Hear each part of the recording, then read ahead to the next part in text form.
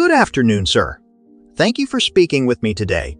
You're 80 years old and still going strong. What's been your biggest lesson about retirement? Oh, plenty of lessons, but the biggest. Don't make retirement just about saving money. You need a plan for your time, not just your wallet. That's a perspective I don't hear often. Can you share your story? Sure, I worked for over 40 years in the same company. When I turned 65, people kept asking, "When will you retire?" But I kept pushing it off. I was scared. Work was my routine, my social circle, my purpose. The thought of giving all that up felt empty. So I stayed on until 70.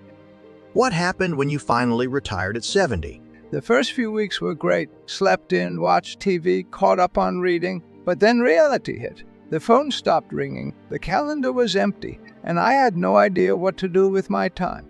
My wife used to say I wandered the house like a lost puppy. Did you have any hobbies or activities lined up? None. That was the problem. I had focused so much on work that I never developed hobbies. I used to think, I'll figure it out when I get there. Big mistake. You don't magically discover interests overnight. It takes time to build them. So, what did you do to turn things around? It wasn't easy, I'll tell you that. I tried different things, took a woodworking class, joined a walking group, even volunteered at the library. Some things stuck, some didn't. Eventually, I discovered gardening. There's something peaceful about being outdoors and nurturing life. It gave me a new sense of purpose. Looking back, what advice would you give to someone still working but approaching retirement? Start planning now. Not just your finances, but how you'll spend your time. Test out hobbies, join groups, explore interests before you leave work. Retirement isn't a switch you flip, it's a transition. And if you wait until the day you clock out, you'll feel lost. That's very insightful. Anything else you'd like to share? Just this. Retirement can be the best chapter of your life, but only if you prepare for it like any other big life change.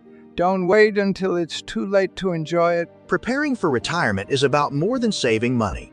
It's about building a meaningful life outside of work, filled with hobbies, relationships, and purpose.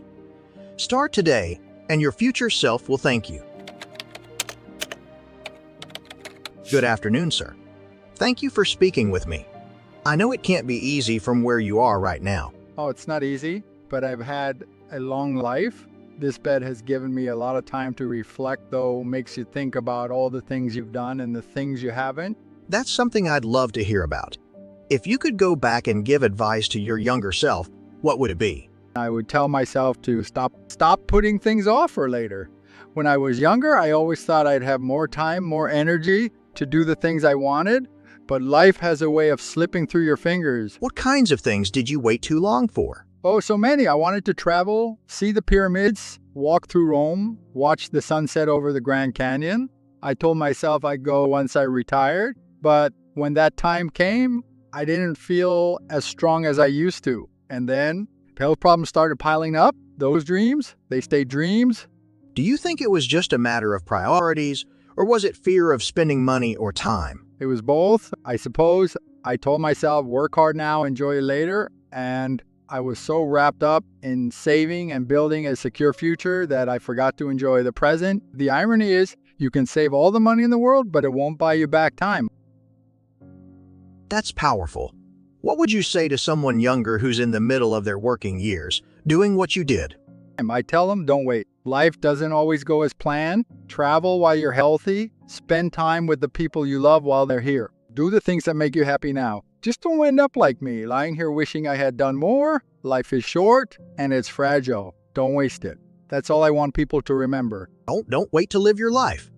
Tomorrow isn't promised, so take action today to cherish what matters most. Your passions, your loved ones, and the experiences that make life meaningful. Good afternoon. It's great to see you out here enjoying the park. Do you come here often?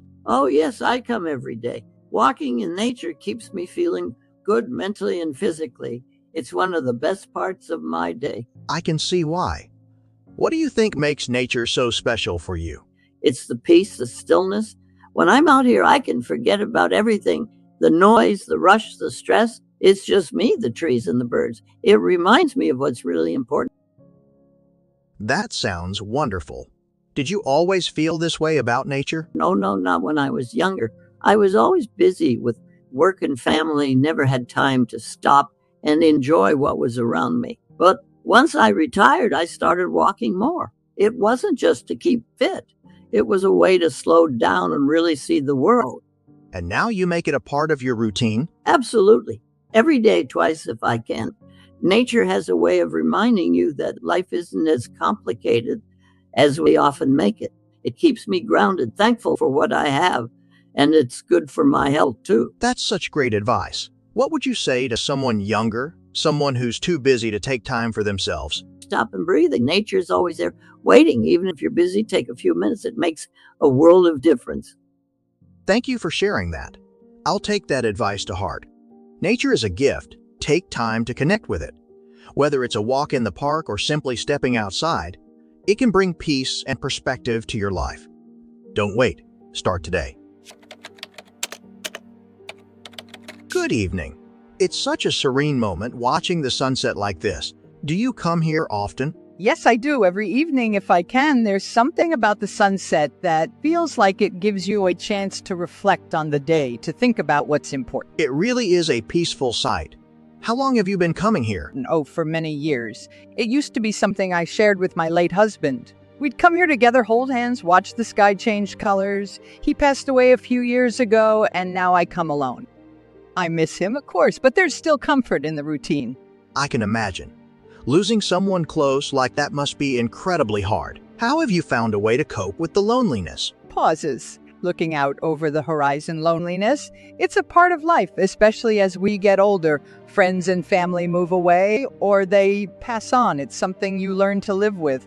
But I've learned that loneliness doesn't have to be a negative thing. It's not the same as being alone. It's just a quiet space where you can hear your own thought. That's a really interesting way to look at it. How do you manage to embrace that loneliness without letting it overwhelm you? I focus on the connections I've had. I think about my children, the friends I've made over the years. Those connections have shaped me. But as you age, you begin to realize that people won't always be there. You learn to treasure those moments, but also you prepare yourself for the times when those connections fade away. It sounds like you found peace with it, but I imagine it's not always easy, especially when you see others around you still surrounded by people. No, it's not always easy. It can be lonely, especially on holidays or when everyone's busy with their own lives. But I try not to focus on what I don't have. Instead, I make the most of the time I have left. I've learned to treasure every moment, even if it's just a quiet evening by myself. It sounds like your perspective has really shifted over the years. What advice would you give someone younger who might be starting to form those connections, but is afraid of eventual loneliness? I tell them to cherish the connections they have, but also be prepared for the fact that they won't last forever. People move, they change, they pass on. That's just part of life. But in those relationships, you learn so much about yourself. You create memories, and those are the things that stay with you. That's such valuable advice. It's true that life can feel like a series of moments, with some lasting longer than others. What would you say to someone who's feeling overwhelmed by loneliness right now? I tell them to take a deep breath. You don't have to face it alone. It's okay to miss people. It's okay to feel lonely. But remember that those connections you've had, they've shaped you. And even when people aren't physically around, they're always in your heart. It's all about balance. Enjoy the company while you have it, but know that you'll be okay on your own too. That's such a comforting thought. Thank you for sharing your perspective. It's clear that you've found a way to embrace the ebb and flow of life's connections. As we go through life, we form deep connections. But it's also important to prepare for the inevitable moments of solitude. Cherish the people around you, but don't be afraid of loneliness. It's part of the journey. Learning to embrace it allows us to grow stronger and appreciate the connections we do have even more. It's amazing to see you cycling at 82. How do you feel about aging? Do you have any advice for younger people? Well, I don't think about aging much. I just enjoy life. The secret is not to overthink everything. People get too caught up in worrying about what's coming next, and that's no way to live. That's an interesting point. So, you've learned to just focus on the present. Exactly. I spent a lot of my life worrying about the future, stressing over things I couldn't control. But as I got older, I realized that the best way to live is to take it day by day. Enjoy the ride, literally and figuratively. I like that. Do you think younger people are too focused on planning every little detail? Oh, definitely. I see so many people trying to control every aspect of their lives, but that's exhausting. Life has its ups and downs, and trying to predict everything just takes away the fun. Sometimes you've just got to let go and let life happen. That sounds like great advice. So, you think the key to a happy life is enjoying the moment and not overthinking it? Exactly. Don't get caught up in worrying about the future or back in the past. Enjoy the people around you, the things you love, and just when you stop overthinking, life becomes so much simpler and a lot more enjoyable. That's truly inspiring. Thank you for sharing your perspective. Life is too short to overthink. Embrace the present, enjoy the moments you have, and trust that things will work out. Don't let worries hold you back from enjoying the journey.